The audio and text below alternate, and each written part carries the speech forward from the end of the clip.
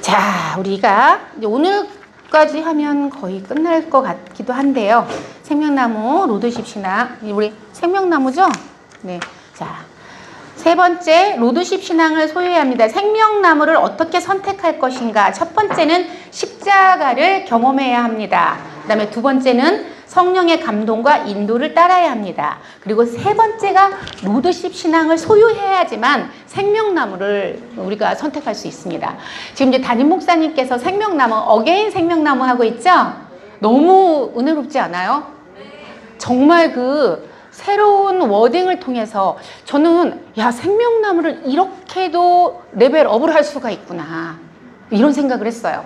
우리 평신도 사역개발원은 이제 항상 생명나무 우리가 공부를 하고 또 반복하니까 이게 막 쏙쏙 들어오고 목사님의 새로운 워딩과 더불어서 이 업그레이드 된 생명나무가 우리에게 오는데 제가 지켜봤거든요, 여러분. 첫 번째 어게인 생명나무가 시작된 주부터 너무 놀라운 일이 생겼어요. 우리 안내팀들은 알고 있는데 갑자기 2층이 만석이 된 거예요. 너무 놀랍죠? 2층, 4, 5층이. 원래 안 그랬거든요. 그래가지고 안내 단톡에 여기 2층에 만석된 분들 위로 올려보낼까요? 아래로 내려보낼까요? 너무 놀랍죠? 영적인. 굉장히 영적인 설교예요. 그래서 본인들도 모르게 우리 목사님이 예전에 하신 말씀이 있잖아요. 은혜 받을 때에는 앞으로 점점 나오고 은혜가 떨어지면 뒤로 가고 기둥 뒤로 숨었다 나중에는 2층으로 올라간다고 얘기를 하거든요. 근데 어게인 생명나무 할 때부터 딱 지금 2주째인데 2층이 지난주에도 만석이에요. 진짜 신기하죠. 그만큼 이 지금 생명나무 이 설교가 너무나 영적인 설교예요. 그리고 여러분들도 보시지만 사모하는 사람들은요 눈이 진짜 반짝반짝 빛나요. 성도들도. 그런데 목사님이 가만히 왔다가 그 성경 말씀 해주셨잖아요. 가만히 왔던 사람들. 그 사람들은 졸고 있어요. 그렇게 많이 안 졸거든요. 근데 그런 사람들은 한번 여러분들도 보세요. 주의를. 근데 보시면 아 이게 정말 영적인 설교구나. 우리 영이 사모함으로 깨어있고 성령으로 깨어있을 때 성령의 그냥 진짜 담지자. 목사님 표현 지난주 설교가 성령의 담지자가 되는 사람들은 왜냐하면 이 설교 말씀이 그대로 가슴에 꽂혀요. 그런데 그렇지 않은 분들은 막 막혀있어. 덮여있으니까 가만히 온 사람들이다 보니까 졸고 있는 거죠. 되게 신기하거든요. 이게 영적인 비밀이에요, 여러분. 아, 영적인 게 뭘까라고 여러분들 항상 생각하시겠지만 그런 부분들 너무 놀랍죠? 딱 생명나무 시작하자마자 2층이 만석이 되는 일은 없었거든요. 만석이야. 어디로 올려보낼까요? 내려보낼까요? 이 정도로 이렇게 극명하게 차이가 나요. 근데 이렇게 영적인 것을 분별할 수 있어야 우리가 정말 사모해야 되고 이럴 때일수록 말씀 안에 들어가야 돼요, 여러분. 그리고 사모하셔야 됩니다. 그래야지 내 안에 우리도 모르게 약간 텐션이 올라가는 거죠. 왜? 나도 모르게 내 영이 살아있으니까 그 주일이 힘들지 않고 저도 이제 주일날 새벽부터 5시부터 움직여요. 저희는. 그런데 주일이 되면 저도 전날 밤에 또 잠을 못 자고 이렇게 약간 긴장된 상태니까. 그런데도 하루 종일 피곤한 줄을 몰라요. 예, 영적으로 성령 안에서 이 하나님이 주시는 힘이 넘치니까. 물론 이제 모든 말씀이 은혜지만 특별한, 그래서 이런 때일수록 여러분이 정말 말씀을 더 사모하고 예배 안에서 그 생명의 말씀을 붙들고 여러분 스스로가 정말 그 성령의 담지자가 돼서 생명나무를 전파해주고 전달해줄 수 있는 그런 힘이 있는 사람이 담지자거든요. 담지자라는 그 새로운 워딩을 쓰셨는데 이 언어는 10년도까지도 우리 국어사전에 등재되지 않았던 단어예요. 그러니까 한 2015년 이후에 이제 국어사전에 등재됐던 그런 언어거든요. 근데 그렇게 목사님 정말 새로운 것들에 대해서 고민하시고 그리고 연구하시고 말씀으로 묵상하시고 이러면서 지금 진행하고 계시거든요. 여러분들이 정말 사모하면서 하시길 바랍니다.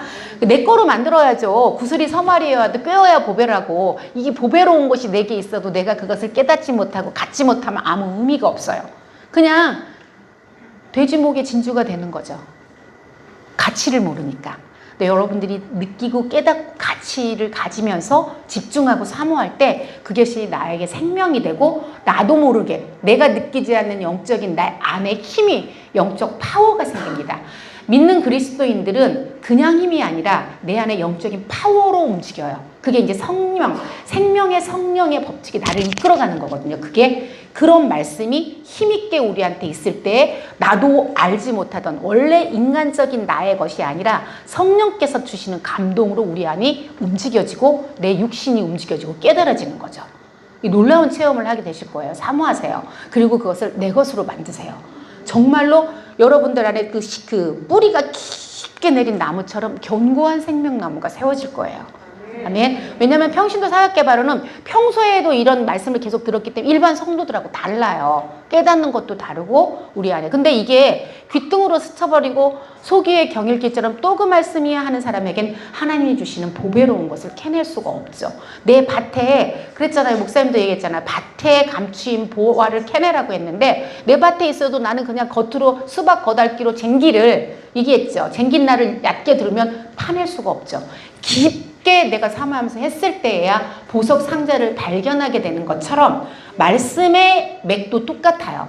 내가 얼마나 사모하는 심령이냐에 따라서 쟁긴 날이 깊게 들어가는 거죠. 그래서 깊게 팔 때에야 그 보배가 감추어진 것을 알 수가 있게 되는 거예요.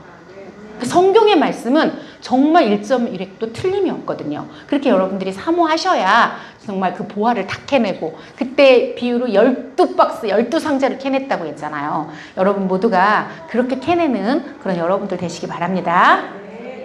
자, 로드십 신앙을 소유하라 했는데 우리는 로드십에 대해서 공부를 많이 했어요. 그래서 로드십 신앙이 뭐예요? 주님을 왕으로, 주인으로 모시는 삶이에요. 제가 Q&A를 이제 이게 보조 교재로 성도들이 우리 이제 양육하시는 우리 간사님들 이 현장에서 성도님들에게 받는 질문을 보니까 그냥 친구 같은 주님, 편한 주님이면 좋은데 왜 꼭 왕으로, 주인으로 우리를 복종시키려고 하느냐라고 얘기를 그런 질문을 한 성도님들도 계신다 그래요. 근데 이제 그거는 표면적인 거지. 우리를 지으신 이가 원래부터 갑자기 너가 왕이고 나는 하인이고 신하고 하나님은 주인이고 나는 노예야, 하인이야, 이게 아니고 원래부터 태초 이전부터 하나님이 우리를 창조하셨어요. 갑자기 너 이렇게 해야가 아니야. 그러니까 우리는 이미 옛자 옛사람으로 오랫동안 살아왔기 때문에 내가 주인인 줄 알았던 거예요. 그럼 갑작스러운 거야. 왜 하인이라고 그래요? 왜 자꾸 종이라고 해요? 라고 하지만 하나님께서 우리를 창조하시고 만들었고 원래부터 주인이신 거죠. 그랬기 때문에 그거는 네가 복종해, 순종해, 나는 굴욕적인 삶을 살기를 원해가 아니라 내가 하나님 앞에 무릎을 꿇고 순종하는 삶을 살고 주님을 왕으로 모시고 주님을 주인으로 모시는 삶을 살 때야 비로소 어떻다고 그랬어요? 나를 창조한 목적이 이루어지기 때문에 내가 가장 행복해진다고 했어요. 아멘? 그러니까 하나님이 유익이 되고자 너 하인해, 내가 너희 위해서 군림할게 라고 해서 너를 종으로, 신하로 쓰겠다는 게 아니에요. 그렇게 세운 관계가 아니야. 이 관계가 자연스럽게 회복돼. 원래서부터 하나님 태초에 이전부터 우리를 그렇게 창조하셨기 때문에 그래서 내가 주님을 왕으로 인정하고 주인으로 인정할 때 하나님의 것들이 어떻게 된다고 그랬어요? 자아 교환이 일어난다고 그랬죠. 어떻게? 주님과 내가 바뀐다고 그랬죠. 어떻게 바뀌어요? 우리 앞에 예쁘게 앉아 계신 우리 집사님. 자아 교환이 뭐라고? 네.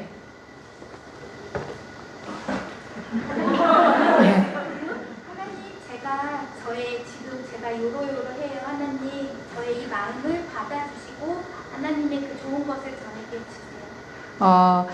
이제 이런 의미도 될 수 있겠죠. 자, 또 다른 분 한번 제가 질문해 보겠습니다.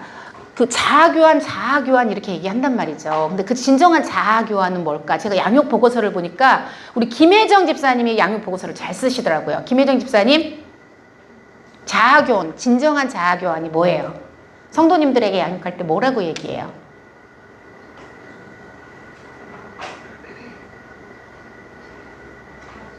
네.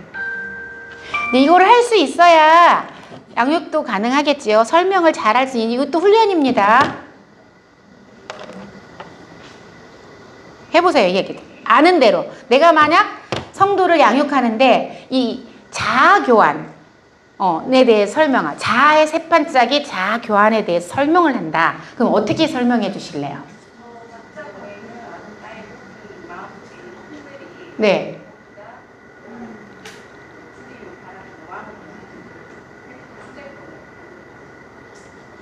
네. 네, 맞아요. 그것도 맞는데, 자, 제가 질문을 해보는 거는 갑작스럽게 질문하면 사실은 생각이 잘 안 나요. 그리고 이렇게 일목요연하게 할 수는 없어요. 근데 이게 또 훈련이기 때문에 제가 한 번씩 해보는 겁니다. 자아교원이라는 건 옛사람으로 살던 나 이경이가 있어요. 내 방법대로 내 마음대로 살고 싶어하는 내가 있고 생각하고 싶고 판단하고 싶어하는 내가 있어요. 그런데 예수님이 원하심이죠. 새 사람의 원리, 생명의 원리. 이게 나의 자아와 우리는 세상에서 말하는 종교와 다른 이유가 이건데 여러분들이 명확히 알아야 될 게 세상의 종교는 내가 변화되는 거예요.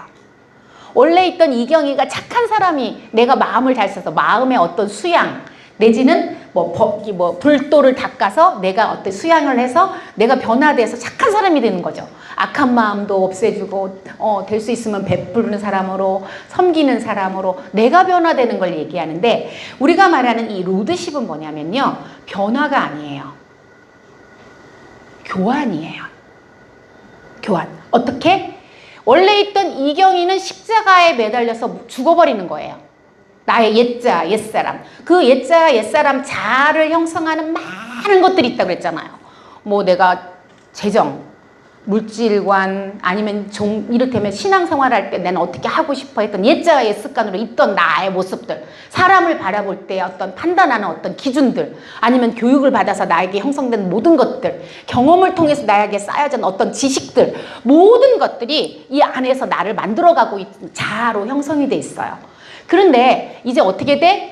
이 나의 옛자 옛습관대로 쌓였던 나 이경이는 십자가에 달려 죽어버리고 십자가에 못 박혀 죽고 이제 뭐가 바뀌느냐면 교환이 되냐면 예수 그리스도 하나님께서 원하심 우리 목사님께서 설교 시간마다 지금 1, 2편에서 지금 어게인 생명나무에서 얘기했던 그 성령의 임재와 성령께서 원하시고 하나님께서 뜻하시는 모든 것들이 새 사람의 원리로 교환되는 거예요. 나는 죽어버린 내 속에 그 공간에 예수 그리스도의 어떤 섭리, 제2의 생명나무 대신 예수 그리스도의 뜻, 어떤 모든 것들이 요 안으로 들어오는 걸 얘기해요. 그래서 일반 종교 생활과 우리 생명나무 이 주제권은 완전히 달라요. 그래서 우리 기독교를 종교 생활이라고 하지 않아요. 신앙생활. 왜? 인격적인 살아계신 하나님이 내주해 주시는 것이기 때문에 그래요. 나를 수양해서 내가 변화되는 게 아니에요. 완전히 교환이 되는 거예요. 어떤 걸로? 무엇으로 교환된다고요? 예수 그리스도로. 그래서 예수님이 원하시는 물질관, 예수님께서 행하시는 어떤 살아가는 방법, 이런 것들로 완벽하게 바뀌니까 어떻게 돼요? 생명의 성령의 법이 완전히 사로잡으면 이제부터 내가 하는 모든 것들은 내가 아닌 거죠. 나 이경이가 인격적으로 개인적으로 했던 모든 게 아니라 내 안에 계신 예수 그리스도 성령님의 뜻대로 우리가 살아가는 걸 얘기해요. 새 사람의 원리로 완전히 교환되는 걸 말하는 거죠. 내가 바뀌어서 변화돼서 원래 이경이 맞는데 이경이가 좋은 사람이 된 게 아니라 나는 십자가에 죽어버리고 내 안에 이제 예수 그리스도가 들어오시는 거죠. 하나님의 말씀이 들어오시는 거죠. 그래서 내가 그것대로 이끌림 바여 되어서 살아가서 내가 우리 목사님 지난주 설교 말씀대로 성령의 담지자로 살아가는 거예요. 살리는 영이 되는 거예요. 생명나무의 사람은 그런 사람들을 얘기하고 그게 바로 로드십 신앙이에요. 아멘. 그러니까 하나님이 그렇게 살기를 원하시니까 내 안에 주님이 많이 차지하면 차지할수록 어떤다? 나는 힘있고 능력 있는 하나님이 원하는 삶을 살아갈 수 있고 하나님의 뜻대로 살아갈 수 있고 하나님의 능력으로 살아갈 수 있어서 나는 정말 행복한 사람이 되는 거죠. 그래서 나는 손해보고 하나님만 그러면 좋아지는 건가? 내가 하나님 앞에 복종하고 순종하는 거니까? 아니에요. 나는 할 수 없었던 인간들은 불완전하고 한계가 있다니까요. 불완전한 존재이니까 완벽하지 않으니까 내가 할 수 없었던 일들이 이제 예수 그리스도를 통하여서 이루어질 수 있는 거죠. 그래서 능치 못함이 없다라고 얘기를 하는 거예요. 아멘? 그러니까 오히려 우리에게 유익이 되는 거죠. 아, 손해난가? 손해인가? 아니죠. 이제는 원래 나는 할 수 없었지만 이제 내가 하나님께 기도하는 거죠. 아까 우리 집사님처럼 하나님 도와주세요. 구원해 주세요. 하나님 나에게 힘을 주세요 할 때 성령께서 역사해 주셔서 함께 해주시는 것. 근데 이거는 사실은 왜 세이비어와 로드가 있는데 구원의 손길이니까 세이비어에 해당되는 거고, 이제 성령께서 나를 이끌림 바 되어서 내가 원래 이경이가 생각하는 사고가 아니에요. 내 안에 계신 예수의 생각과 예수의 뜻으로 살아가는 거.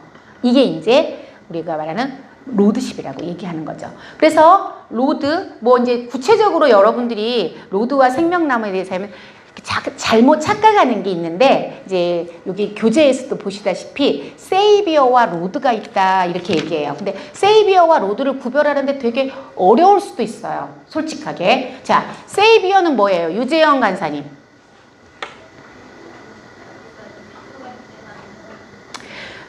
네, 이거 구체적으로 얘기해 줬는데 뭐냐면 하나님의 도움의 손길을 구하는 거예요. 이를테면 하나님의 손길을. 그래서 구원마저도, 우리가 구원받는 것은 뭐라고요? 구원받는 게 뭘까요? 자, 우리 송미정 집사님, 구원받는 것은 세이비어일까요? 로드일까요? 맞아요. 우리를 구원하시는 하나님, 도와주시는 하나님, 이 모든 것은 세이비어예요. 그래서 세이비어의 단계를, 모든 그리스도인들은 세이비어의 단계를 거쳐서 더 성숙하고 성장해져서 로드의 단계로 가게 돼요. 그런데 안타까운 것은 이 세이비어의 단계에서 머무르고 천국 가는 분들이 많아요. 그렇다고 천국을 못 가는 건 아니거든요. 왜냐면 구원이 우리에게 세이비어로 왔기 때문에. 로드를 전혀 모르고, 로드십을 모르고 세이비어만 알다가 내가 힘들고 어려울 때만 주님을 찾는 거죠. 내 방법대로 살아가요. 하나님보다는, 하나님 뜻보다는 내 뜻대로 살아가요. 그러면서 필요할 때만 주님의 손길을 구하는 거죠. 그런 사람들은 일생을 세이비어의 신앙인으로 살아가는 거죠. 그런데 하나님의 창조, 인간을 창조하고 하나님이 이루고 싶어하는 어떤 단계가 있어요. 그 단계의 최고점이 로드십이에요. 로드십. 그래서 주님을 왕으로 주인으로 나는 십자가에 죽어지고 이제 주님이 원하신 대로 하나님의 통치를 구하고 나의 삶도 나의 인격도 나의 자아도 모든 것의 주인이 주님이 되어지는 그런 삶. 그런 삶이 로드십의 삶이라는 것이죠. 궁극적으로 하나님의 우리 창조의 목적지예요. 우리 신앙의 목적지이기도 해요. 모든 성도의 견인을 통하여서 우리가 예수 그리스도의 분량에 이르면 다다르는 곳이 완전한 로드십의 단계라는 거죠. 우리는 참 연약해서 아까 얘기했잖아요. 자아가 여러 판이 있다. 그렇죠. 뭐 자녀관도 있고 항상 제가 말씀드리잖아요. 우리가 서로 판단하지 말아라. 이분은 이렇게 신앙이 이 부분은 좋을지만 아직 이 부분은 아직 자아교환이 일어나지 않아서 아직도 옛 자아대로 살아가는 모습이 있을 수 있으니 이거에 대해서는 너무 정죄하고 그러지 말아라 얘기를 하잖아요. 우리가 기도해야 되고 하나님의 때가 이르면 점점 더 우리가 또 성숙하고 하나님 보시기에 예수 그리스도 분량에 이르기까지 끊임없이 우리가 또 노력하고 십자가에 못이 박히고 이런 삶을 살아가면 어느 때인가 이루어질, 그러나 100% 로드십은 없다라고 말씀드렸잖아요. 그죠? 그래서 나의 인생 자체를 핸들링하고 하나님께 운전대를 맡기는 거예요. 내가 주인이 아니라. 제가 예화를 들어 설명해 줬잖아요. 세이비어로만 사는 사람들이 힘든 일이 닥칠 때 대리기사를 부르듯이 하나님을 부른다. 그리고 어느 목적지, 내가 원하는 목적지에 도달하면 어떻게? 이제 대리기사이신 하나님한테 비껴요 하고 자기가 운전대를 다시 잡는 거죠. 그러나 진정한 로드십은 하나님이 주인이기 때문에 애초부터 주님이 운전대를 잡고 계시고 우리는 편하게 가는 거예요. 실은 누가 운전해주면 편하잖아요. 내가 해보려고 하니까 엉뚱한 길로, 골짜기로 내지는 아주 낭떠러지로 떨어지는 거지. 완벽하신 하나님이 운전을 해주신다면 우리에게는 형통밖에 없죠. 형통이 쉬운 대로를 갈 수밖에 없죠. 주님이 그러니 로드십으로 살아라 라고 얘기하시고 왕으로 주인으로 모시는 삶을 살아야지만 이 땅은, 이 모든 우주 만물은 하나님께서 창조하셨기 때문에 주님 외에는 알 수가 없어요. 아까 홍윤기 목사님 자기 아들도 내 맘대로 못하는, 내가 낳은 내 자식도 내 맘대로 못하는 게 우리 인간의 한계예요. 여러분 가능해요? 나도 내 맘대로 못해. 심지어 자기 스스로도 내 맘대로 못한다니까요. 내가 만족스럽지 않아. 이런 내가 원망스러워. 속상해. 그렇지만 나를 못 바꾸는 게 인간이에요. 인간의 한계예요. 그런데 하나님을 주인으로 모시면 그런 거에 대해서 고민할 필요가 없다는 거죠. 그래서 끊임없이 나를 십자가에 못 박고 자아의 교환을 이루면서 주님을 주인으로 모시는 삶, 이것이 로드십의 삶입니다. 자, 그 다음에 생명 중심의 가치관과 생명 중심의 우선순위를 잘 두어야 합니다. 우선순위가 있어요. 그리스도인들은요, 무엇이 옳으냐 그르냐가 우선이 아니에요. 아, 내 말 좀 들어봐. 이게 맞잖아. 생각해봐 라고 말하지만 그것보다 더 중요한 게 있어요. 생명이에요. 잠시만요. 제가 너무 더워서 선풍기 좀. 예. 자, 생명이 우선이 돼야 돼요. 맞고 틀리고는 중요하지 않다고 했어요. 네, 아이 와도 괜찮아요. 왔다 갔다 하게 두세요. 자, 생명. 그래서 마가복음 8장 36절로 37절에 보니까 사람이 만일 온 천하를 얻고도 자기 목숨을 잃으면 무엇이 유익하리요? 사람이 무엇을 주고 자기 목숨과 바꾸겠느냐 이렇게 얘기했어요. 내가 온 천하를 얻었는데 내 목숨이 없으면 그게 무슨 소용이에요? 그죠? 부자 영감이 죽어서 진짜 입에 이게 한 모금 있는 그 한 방울의 물도 못 먹으면 무슨 소용이에요? 이 땅에서 그 많은 권세와 뭐 그 많은 재산을 가져도. 그죠? 성경에서 얘기했잖아. 비유로 설명해 주셨잖아. 예수님께서. 그런 것처럼 가장 중요한 게 생명이라는 거죠. 그래서 여러분들도 현장에서 사역하시고 또 그다음에 성도들을 만나시고 어떤 것을 할 때 어떤 인간적인 판단을 하지 마세요. 그리고 그것보다 우선되는 것이 무엇이냐면 생명이 중요해요. 무엇이 생명이냐가 중요하죠. 예전에 목사님께서 무슨 말씀을 해주셨냐면 담임 목사님이 이렇게 뿌연 걸 마셔. 그랬더니 누가 목사님이 돼가지고 막 막걸리를 마신다고 막 그랬대. 그러고 막 판단했대. 그리고 10명이 죽었어. 그런데 목사님 뭐라면 다 그럴 만하니까 그랬겠지 뭐 이렇게 목사님이 얘기를 하셨잖아요 항상. 그런데 주의 종이 그냥 우유를 먹어도 선악의 개념으로 볼 때는 막걸리가 될 수도 있고 이렇다는 거죠. 여러분들 제가 이거 실제적인 예를 들어 드릴게요. 금요철학 오신 분들 손 들어보세요. 이번 주 금요철학 번쩍 들어보세요. 자, 이렇게 교육 오시는 분들이 금요철학을 안 나오시면 절대 안 됩니다. 저희 교육보다 더 중요한 게 예배예요. 그래서 적어도 새해된 교회의 평신도 사역자 그리고 중직이라면 예배를 빠지시면 안 돼요. 아셨죠? 그런데 예배가 시작되기 전에 목사님께서 굉장히 흥분하시고 화를 내셨어요. 들으셨죠? 자, 우리 이승희 간사님, 목사님 그렇게 하는 거 보셨죠? 일어나 보세요. 무슨 생각을 했어요? 일어나서 얘기해 보세요. 그 모습을 보면서 목사님이 여러 가지 얘기를 하셨어요. 화를 내시면서. 어떤 생각이 들던가요? 솔직하게 얘기해 주세요. 솔직하게 얘기해 보세요. 양육을 할 때 여러분 그 외식된 말을 하면 성도의 마음을 움직일 수 없습니다. 진심을 얘기해야 서로가 소통할 수 있고 공감을 할 수 있어요. 무슨 생각이 들던가요? 네, 그 다음에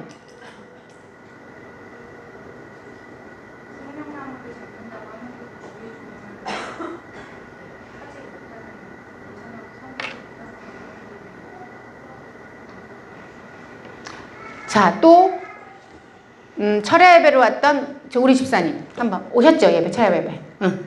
임경아 집사님 무슨 생각했어요? 목사님 모습을 보면서. 솔직히 말하세요. 네, 솔직해야지.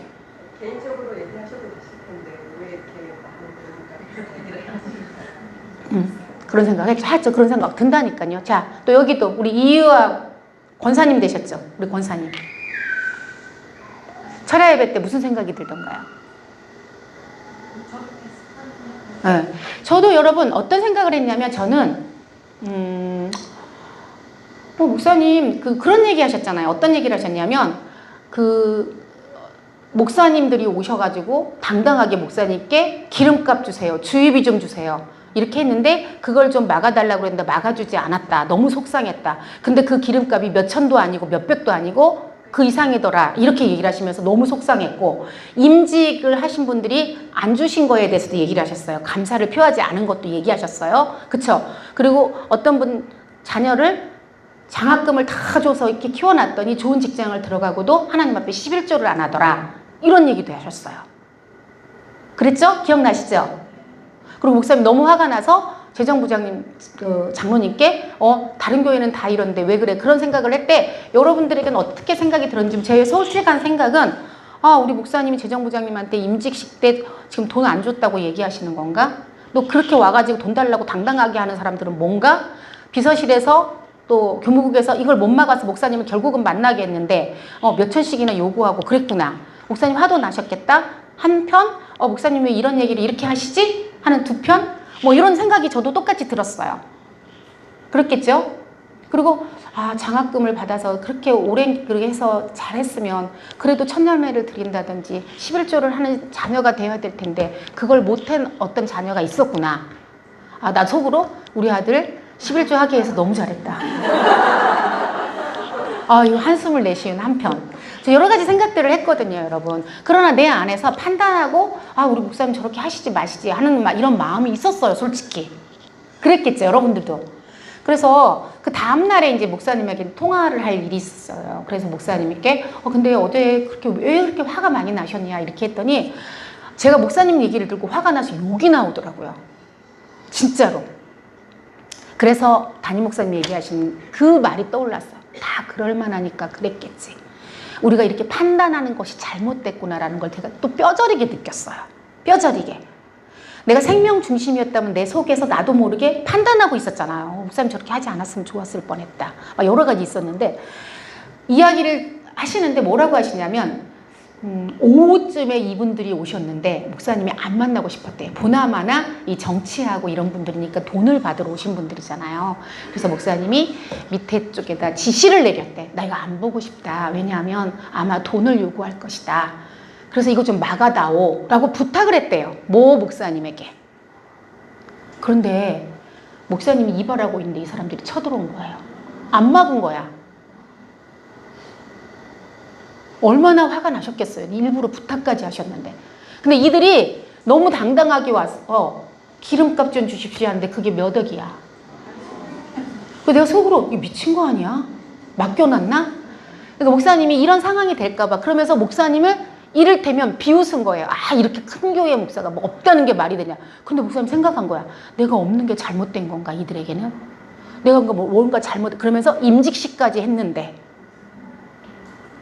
그리고 목사님은 아예 생각을 안 하고 계시다가 이렇게 모든 사람들이 이게 통상인데 내가 잘못됐나?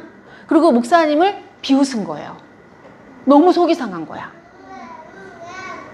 그 입장이 되고 보면 막지 못 이런 상황이 될까봐 막아달라고 부탁했는데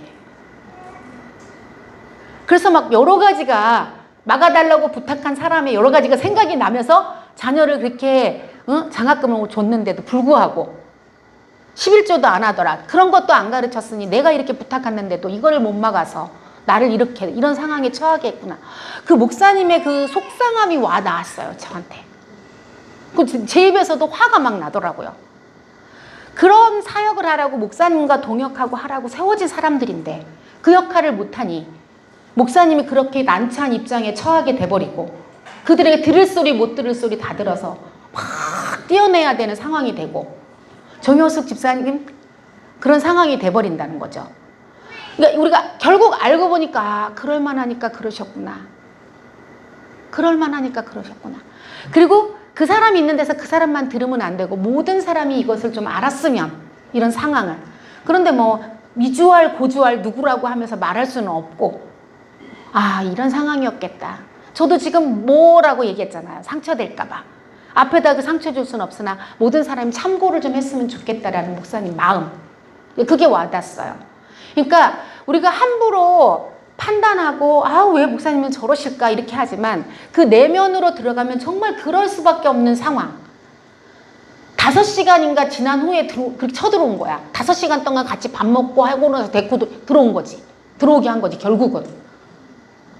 오후부터 와갖고 목사님 이발을 8시인가 뭐 했는데 그때 들어온 거예요. 이발사가 들어오면서 문을 열어놓은 문으로. 원래는 목사님 잠그고 계셨고 목사님 몸이 안 좋으니까. 근데 비서실이랑도 그렇지. 이제 목사님 설교하셔야 되는데 보호를 해드려야 되잖아. 그러라고 비서도 있는 거고 교무국도 있는 거죠. 그 역할을 제대로 못하니까 말씀 선포하시기 전에 목사님이 그런 비난을 받고 조롱을 받고 그러니까 목사님이 생각해서 순간 내가 잘못 살았나? 너무 이들이 막 그렇게 얘기를 하니까 조롱하듯이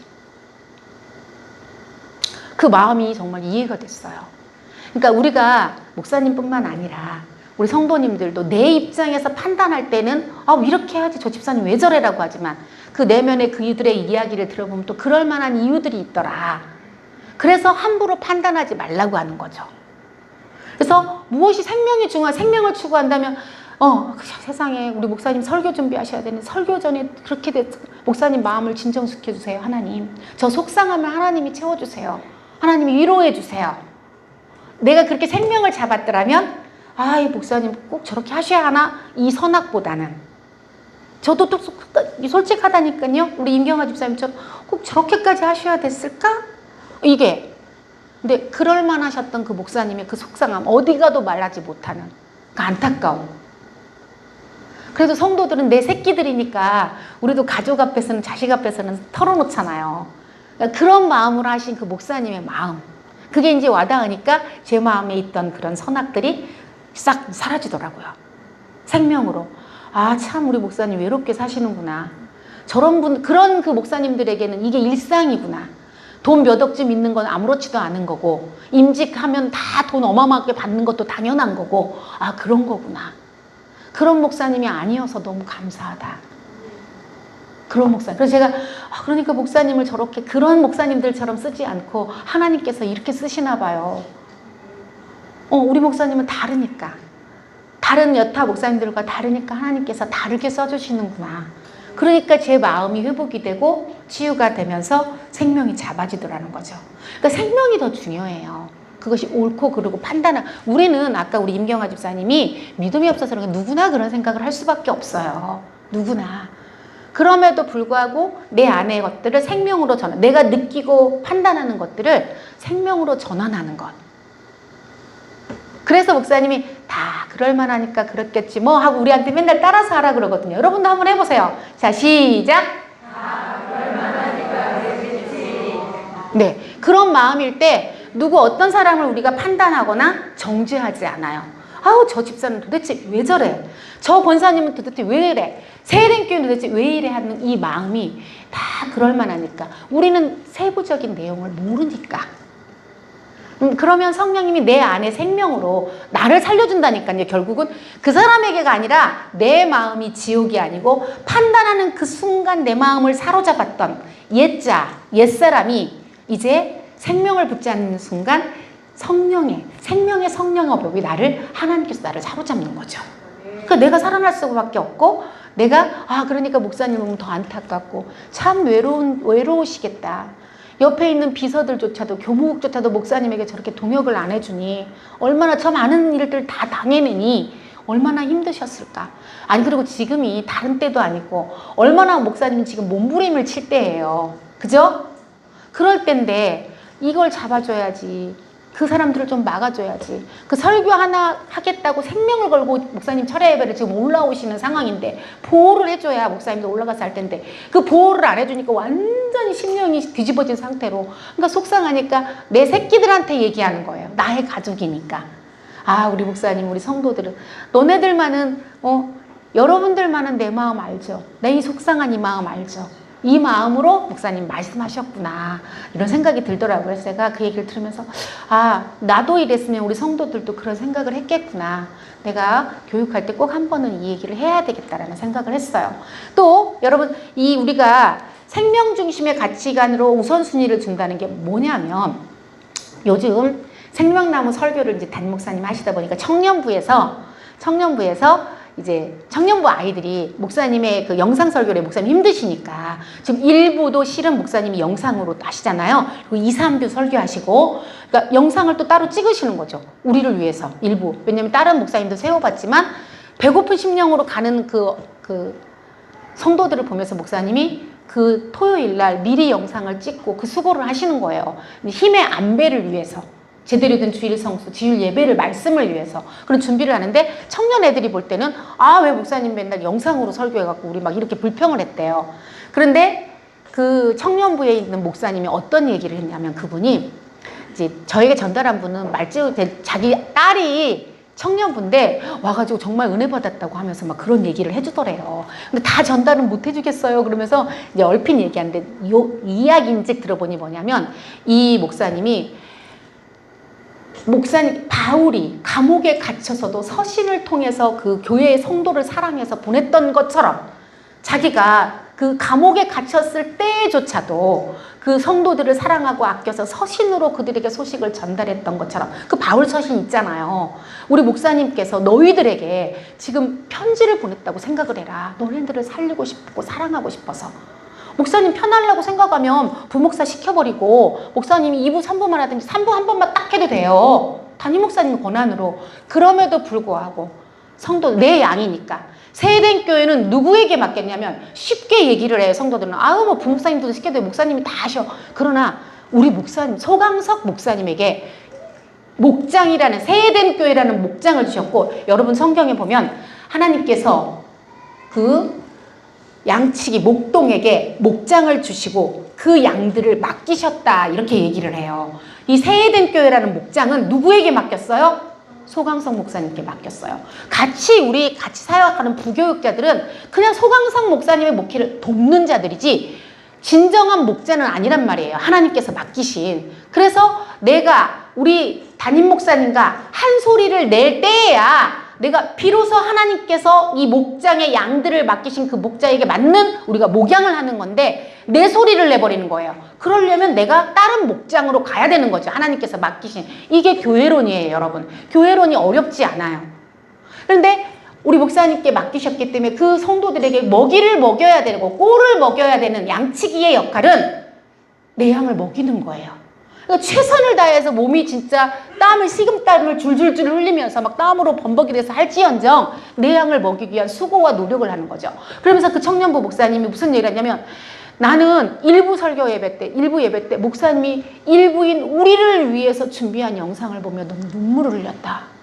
너무 감동을 받았다.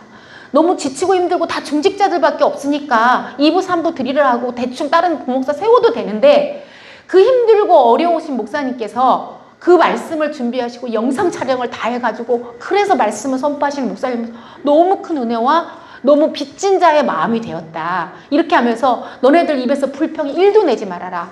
너네들이 목사님 양인데 목자가 양을 먹이기 위해서 하는 이 노력과 수고를 너네들한테 편지를 쓰신 거다 지금.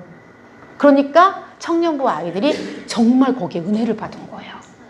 이게 뭐예요? 생명이에요. 합리적인, 효율적인 그런 사역을 하려면 목사님이 3부만 하면 돼요. 방송 나가게 하고. 그런데 목양은 그런 게 아니에요. 하나님이 내게 맡겨준 여러분들이 양들은 몰라. 여러분 예전에 여름 수련회 때 우리 목사님께서 진짜 양치기와 목자와 양의 관계에 대한 설교를 그 수련회 내내 10편을 가지고 하셨어요. 목자는 양을 위해서 그렇게 하는데 양은 무지하다 그랬어. 아무리 그 길로 가면 너 죽어 저기에 이리떼가 늑대가 너를 기다리고 있어라고 해도 가는 게 그 양이래요. 그러면 양의 다리를 꺾어서라도 어깨에 메고 올지언정 그 양이 왜냐면 늑대에게 잡혀 먹혀가니까 그렇게 지켜내는 게 목자라는 거죠. 목사님이 이 힘든 상황에서도 정말 눈물을 흘리면서 피나는 그 땀을 정말 비 오듯이 쏟으면서도 이 사역을 감당해내가는 그 목사님의 그 사랑, 그 목양을 우리 양들은 몰라. 그러니까 아유 다른 목사님 세우지 뭐 목사님은 저렇게 힘들게 쉽게 이야기를 해. 쉽게. 하나님께서 목사님에게 그걸 허락하신다면 목사님은 티켓팅까지 다 해놨는데 왜 막으시겠어요? 허락지 않으세요. 허락하지 않으시는 하나님의 뜻을 알아버렸기에 다 취소하고 목사님이 주님은 내가 죽을지언정 이 강단에서 이 강대상에서 내가 말씀을 선포하다 양무리를 내가 이렇게 먹이다 죽을지언정 하나님은 이 자리를 포기하지 말라시는구나. 그걸 목사님이 깨달았기 때문에 생명을 걸고 말씀을 선포하는 거죠. 쉽게 판단해요. 쉽게 평가해요. 여러분들도 혹여 누가 그런 얘기를 한다면 하나님이 허락하셔야 된다. 목사님 뭐라 그랬어요? 피투성이라도 남아있으라. 하나님이 그렇게 응답을 하셨다 그랬잖아. 피투성이라도 남아있으라. 그 말씀은 진짜 하나님 주시는 응답인데 피눈물 나는 말씀이죠. 너 피투성이가 되어도 이곳에서 이 강대상을 지키고 네 양을 먹이라는 거거든요. 하나님이 그렇게 응답을 하시는데 어떻게 안 할 수가 있어요? 우리는 쉽게 내 생각대로 그것을 위한다고 아무렇지도 않게 이렇게 말을 하지만 진짜 우리 목사님 하나님이 붙들어 주신 그 은혜로 하시는 분이라서 피투성이가 되어서 이대로 순교할지라도 나는 말씀을 선포하고 내 양을 먹이겠다는 그런 노력이고 그런 표현이에요. 어찌 눈물 없이 이런 설교를 들을 수 있겠어요. 그런데 쉽게 살아가는 사람들은, 쉽게 목회하는 분들은 절대로 그렇게 안 해요. 정말 생명을 잡고 하나님의 응답과 하나님께 주시는 그런 원하심을 알기 때문에 이런 목회를 하는, 목사님의 그 피눈물 나는 그 목회를 보면서도 성도들은 쉽게 판단해요. 쉽게 이야기해요. 그런 하나님의 응답이 아무렇지도 않아. 피투성이라도 남아있으라는 그 하나님의 그 응답이 무엇을 뜻하는지에서 자기네들은 기도해보지 않아. 그러니까 목사님 지금 어떤 설교를 하고 계시는지, 어떤 그 각오로 지금 저 강대상을 지키고 계시는지 그런 걸 못 느끼는 거죠. 진짜 생명이라면 그걸 놓고 목사님이 피투성이라도 이렇게 전쟁을 치를 때 하나님 더 은혜 받게 해주세요. 우리가 더 성장하게 해주세요. 성숙하게 해주세요. 기도하겠죠. 이게 생명입니다. 이게 생명. 하나님께서는 그런 우리를 기다리고 계셔요. 이게 생명 중심의 가치관과 생명을 우선순위로 두는 이런 삶이라는 거죠. 그런 사람만이 생명나무를 붙잡을 수 있어요. 그런 사람만이. 그것이 옳은지 그른지, 이게 이익이 되는지 많은지, 이게 효율적인지 비효율적인지 이게 중요한 게 아니에요. 생명이냐 아니냐, 하나님의 뜻이냐 아니냐, 이게 중요해요. 피투성이라도 남아있으라는 그 말이 그냥 나왔겠어요. 그러고 난 후에 지금 준비하신 말씀이 어게인 생명나무예요. 이 말씀이 얼마나 하나님이 듣고 싶으시고 이 완전히 임계점을 지나버린 그 주의 종을 통하여서도 하나님이 이 말씀이 선포되기를 원하시는 거죠. 이게 생명나무고 생명을 붙잡고 살아가는 우리들의 모습입니다. 어줍지 않은 지식과 어줍지 않은 경험과 어줍지 않은 믿음으로 판단하지 마세요. 기도해 보시고 성령의 감동으로 진짜 하나님의 자아가 예수 그리스도로 우리 안에 생명이 되는 것들로 여러분 생명을 붙잡으세요. 그러면 여러분 안에 지금 어게인 생명나무가 생명이 되어서 정말 더 은혜로운 그런 예배가 될 거예요. 아멘. 욥기 1장 21절에 보니까 이르되 내가 모태에서 알몸으로 나왔사온즉 또한 알몸이 그리로 돌아가올지라. 주신 이도 여호와시오 거두신 이도 여호와시오니 여호와의 이름이 찬송을 받으실지니이다 하고, 주신 이도 거두신 이도 여호와입니다. 진짜 하나님이, 목사님이 성령의 그 감동에 움직이지 않는다면 내 목숨 귀하지 않은 사람이 누가 있겠어요? 내 목숨, 내 생명이 귀하지 않은 사람이 어디 있겠어요? 내가 살고 봐야지. 그런데 성령 앞에서는, 하나님 앞에서는, 하나님의 원하심 앞에서는 다 내려놓고 아멘하고 순종하고 가십니다. 그걸 여러분들이 알 때 그 말씀이 여러분들 안에서 싹이 틀 것이고 열매를 맺을 수 있어요. 자, 그래서 그리스도가 우선이 되는 삶, 이것이 생명을 선택하는 삶이고 생명나무를 붙잡는 삶입니다. 예수 그리스도로 승리하는 그런 삶을 살아가는 사람입니다.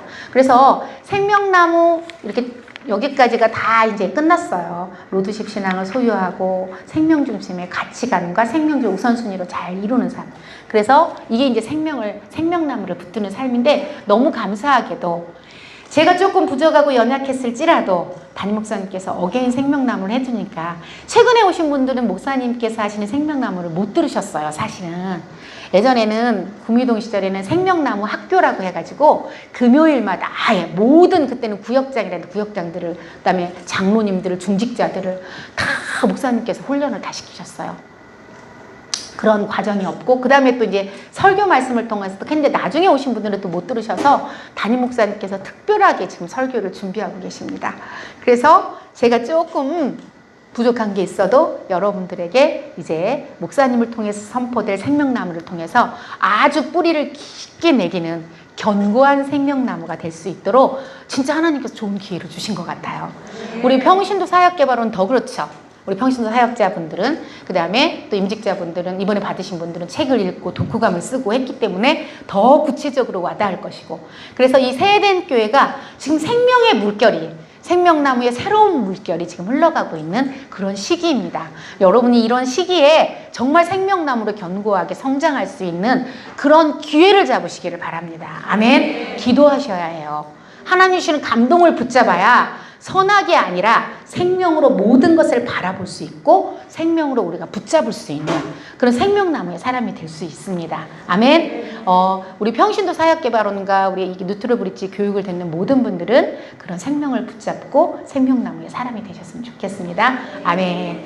기도하겠습니다. 오늘까지 해서 이제 생명나무는 침 발라서 하면 안 되는데 영상에 촬영하는데 맨날 침을 봐. 다음 시간에는 이제 시험을 이기는 신앙생활, 구체적으로 우리가 신앙생활을 하면서 하는 게 있는데, 그런 시험이 올 때 나는 어떻게 이걸 이겨낼 것인가, 시험의 종류는 어떤 게 있는가, 적용해보고 나눠보는 시간을 갖도록 하겠습니다. 그동안 들었던 생명나무, 이제 우리 목사님의 어게인 생명나무와 함께 더 잘 적용해보시고, 생명나무는 여러분, 교육, 어떤 이론이 아니에요. 그래서 교훈적 의미로 얼마나 나의 삶에 적용을 잘 해보느냐. 그럴 때 진짜 생명나무를 발견할 수 있지, 이론적으로 아까 어떤 우리 집사님 이런 고백을 했어요. 너무 그 고백이 와닿았어요. 예전에 자기가 신앙생활을 오래전에 했는데 모태신앙이고 뭐 어렸을 때부터 신앙생활을 했기 때문에 굉장히 지식적이고 똑똑해요. 그러다 보니까 머리와 가슴의 거리가 너무 멀었대. 그래서 머리와 가슴의 거리가 멀다 보니까 자기도 모르게 신앙생활이 율법이 되더래. 율법에 사로잡혀 버렸대. 세에덴 교회에 와서 소강성 목사님의 생명나무 설교를 듣고 말씀을 듣고 나서 머리와 가슴이 가까워지더라는 고백을 했어요. 너무 놀라운 고백이었어요. 그래서 너무 멋지다. 어떻게 그런 말을 해서, 자기의 실제 경험이 돼요. 그래서 율법이 되다 보니까 이건 왜 이래요? 이건 왜 이래요? 이건 왜 이런 거예요? 비효율적이고 효율적이 아니고 자기 생각이 옳지 않은 것들에 끊임없이 의심이 되고 판단하고 있는 자기 모습. 그런데 생명나무가 내 안에 들어오니까 그것이 교훈의 의미로 삶에 적용이 되니까 이건 왜 이래요 했던 것때 생명나무가 적용이 되니까 답이 있더라는 거예요. 머리와 가슴이 멀은 것이 아니라 너무 가까워져서 이제 하나님과 그 머리와 가슴이 멀어졌다는 얘기는 뭐예요? 나의 이성적인 나와 하나님이 멀어졌다는 얘기예요. 하나님이 가슴이라면 내 이성적인 논리, 삶, 지식, 경험, 옛사람은 나는 머리로 비유를 한 거예요. 그 머리와 가슴이 멀어져 버리니까 하나님이 점점 멀어지니까 내 판단, 내 경험, 나의 지식, 내가 알고 있는 어떤 기준, 가치, 이걸로 판단하는 거죠. 왜 안 돼요? 왜 안 돼요? 왜 안 돼요? 하나님. 이거 왜 이래요? 왜 이래요? 왜 이래요? 하나님. 교회는 왜 이래요? 왜 이래요? 왜 이래요? 하나님. 이렇게 됐던 거죠. 얼마나 물음표 퀘스천이 많았겠어요. 그런데 생명나무 설교를 들으면 생명나무가 적용이 되니까 점점점 머리와 가슴이 가까워지더래요. 그래서 판단하는 일도 지식적인 암도 필요가 없더래.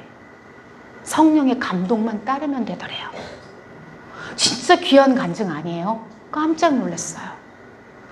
체험인 거예요. 적용해서 삶에 내가 적용을 해서 실제적으로 적용이 돼야 생명나무는 그때서야 빛을 발할 수 있어요. 이론으로 아는 생명나무는 사실은 율법과 똑같아요. 지식적인 그냥 알밀 뿐이에요.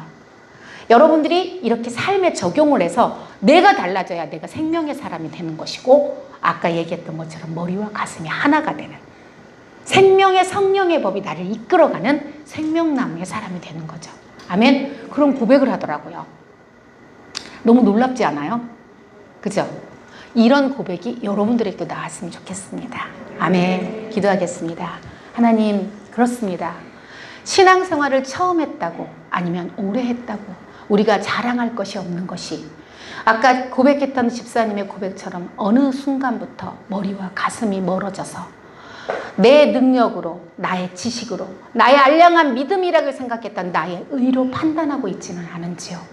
하나님, 생명을 먼저 붙들게 하여 주시옵소서. 우리가 복된 교회, 세된 교회 왔사오니 생명을 붙들고 정말 충성하게 하시고 예수 그리스도와 하나 돼서 생명의 성령의 법이 이끌어가는 생명나무의 사람이 되게 하여 주시옵소서. 나의 삶이, 나의 인생이 하나님 율법이 아니요 생명으로 적용이 되어서 삶 가운데도 정말 하나님의 생명이 풍성하게 넘칠 수 있는 우리가 되게 하여 주시옵소서. 연약한 우리를 붙들어 주시고 하나님 더 죽어져서 십자가에 우리를 못 박음을 통하여서 자아의 새판짜기가 일어나게 하시고 자아 교환을 통해서 주 예수 그리스도가 주인 되어서 제2의 예수 그리스도 되시는 하나님 제2의 생명나무 되시는 예수 그리스도가 우리를 이끌어가게 하는 생명나무로 살아가게 하여 주시옵소서. 그렇게 역사해 주시고 생명으로 인도해 주실 우리 주 예수 그리스도 이름 받들어 감사하며 기도드렸습니다. 아멘. 아멘. 여러분 수고하셨습니다. 이제 생명나무 끝났습니다. 보조 교재 만들어서 나갈 때 한번 참고해 주시기 바랍니다.